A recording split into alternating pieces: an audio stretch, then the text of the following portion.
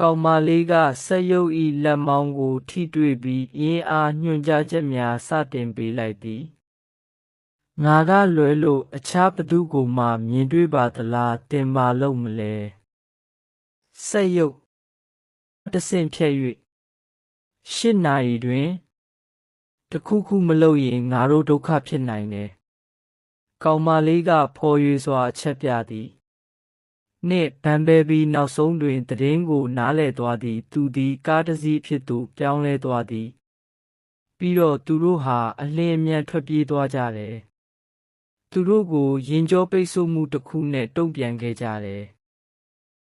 ရင်ကြောထိန်ကားကသူတို့ကိုဖမ်းမိတော့မဲ့အချိန်မှာဗန်ဘဲဘီဟာလမ်းကြောင်းကချိုးထွက်သွားတယ်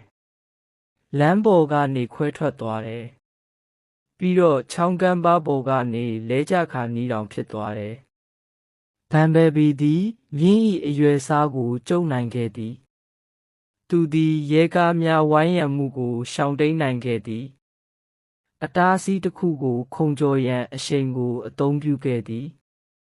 ထို့နောက်လေထဲတွင်360ဒီဂရီလှည့်ပတ်မှုတစ်ခုပြုလုပ်ခဲ့သည်